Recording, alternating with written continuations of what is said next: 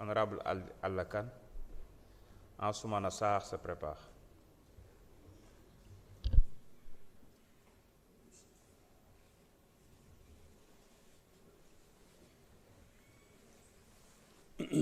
Auzubillahi minash shaytanir rajim. Bismillahir rahmanir rahim. Monsieur le Président de l'Assemblée nationale, mes chers collègues honorables députés, Monsieur le ministre et vos collaborateurs, je vous salue. dama yaakaar ne cette première session extraordinaire de la 15e législature dana am date dana marqué ci législature bi parce que bu ñu seetee ñeenti loi yi ñu dénk tey ñu ko war ko càmbar da di loi yoo xam ne damay waxal nag askan wi fi indi ban yéen askan wi xam leen ne tey fii dañoo woo jox ñu ñeenti loi yu ñu war a wote ma leen di biral ne ñeenti loi yooyu de mooy fondation Sénégal bu bees bi ñuy tabax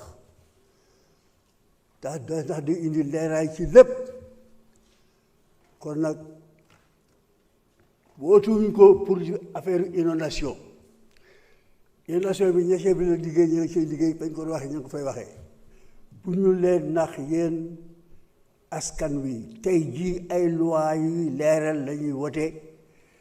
bi ci jëkk ne tey mooy OFNAC daf fi amoon ñu bëgg indi beneen OFNAC boobu li ko waraloon mooy dañ ko sëf ba du mën du liggéey sëf ko guerre sëf ko fraude sëf ko audit et cetera ñu ne nañ ko woyofal liggéey bi parce que li ko jox mooy guerre mooy li ñuy tardeel ñun ñëpp am na ñu ko fi wax sama collègue ko wax mooy bu école bi doxul guerre bi am na ci wàll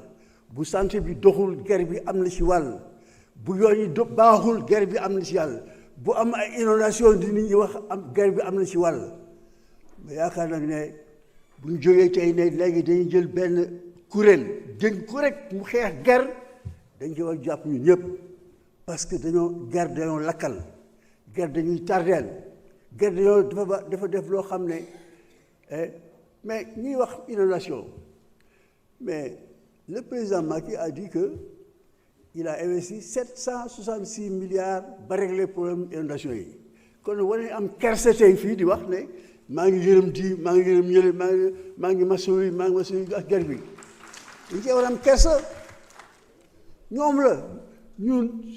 dara feeñagul ñoo ngi liggéey mais lu fi am ci lu metti lu fi am ci lu jaaduwul lu fi am loo xam ne yéen peuple yéen a koy dund ñooma loolu ñu xam ko kon nag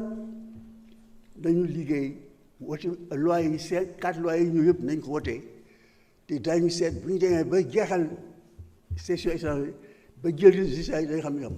léegi nag dama wax ne am na ñaari arme gànnaay yoo xam ne mooy suñu gànnaay ñun mooy suñu gàllaaj mooy askan wi ak suñu kàllaamay wax parce que am na ñoo xam dañuy profiter ci langue français c'est un cercle restreint excluse peuple bi ñun nañu xëcc peuple bi wax leen li xew peuple bi dana jël ay yet régler problème affaire am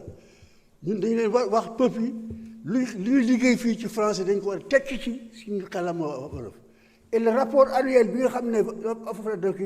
dañ ko war a jël ay séances d'explication en langue nationale ci région yëpp pour nit ñi xam ne ñu ngi liggéey te ñun tey jii bu ñu taa fii di wax li wax fii yëpp pour ñu la parce que la loi c'est pour l'avenir kon nag loolu laa mën lay wax dañ ko wootee loi yi ñoo ngi liggéey bàyyi leen ñu liggéey daañu transformer Sénégal bu soobee yàlla.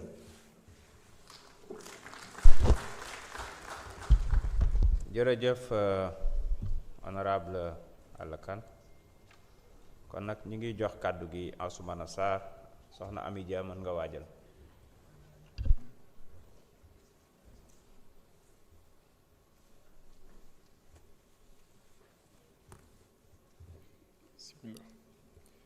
Monsieur le Président de l'Assemblée nationale,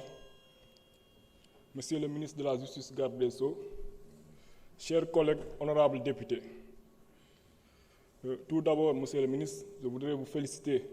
pour cet important projet de loi que vous êtes venu défendre à l'Assemblée nationale en vue de son adoption par les députés. À travers vous aussi, je voudrais féliciter le président de la République, M. Bassirou Diomaye Faye, et son Premier ministre, ainsi que l'ensemble du gouvernement, pour cette initiative qui consiste à renforcer la nouvelle OFNAC. Aujourd'hui, nous parlons de l'OFNAC et nous parlons de la corruption de manière générale. Sur ce sujet, tout le monde est d'accord que la corruption a des effets destructeurs sur le tissu social. Au-delà d'anéantir la confiance de la société dans les institutions publiques et le gouvernement, la corruption peut représenter une menace majeure à la sécurité de l'État. Ainsi, pour toutes ces raisons, cette nouvelle loi sur l'OFNAC est importante. Elle est également importante à travers son contenu. En effet, suivant les normes relatives aux organismes de lutte contre la corruption établies par les conventions internationales, notamment la Convention des Nations Unies contre la corruption et la Convention pénale du Conseil de l'Europe sur la corruption, établit 4 critères pour définir un organisme de lutte contre la corruption. C'est d'abord l'indépendance, c'est ensuite la spécialisation, c'est l'expertise, c'est également des ressources et des effectifs adaptés. Tous ces quatre critères qui sont définis par les organismes de lutte contre la corruption se retrouvent dans cette nouvelle loi concernant l'OFNAC. L'indépendance est garantie notamment par l'appel à candidature. La spécialisation est réelle car désormais la fraude et l'audit sont exclus des compétences de l'OFNAC pour lui permettre de se consacrer efficacement à la lutte contre la corruption. L'expertise est au rendez-vous car les membres de l'OFNAC seront désormais des hauts cadres du fait de la sélection qui préside en amont la sélection de ses membres. Les ressources et les effectifs mis à sa disposition sont de qualité et il lui est permis, le cas échéant, de s'adjoindre de toute personne dont la collaboration est requise. Maintenant, Monsieur le ministre, il faut reconnaître que l'OFNAC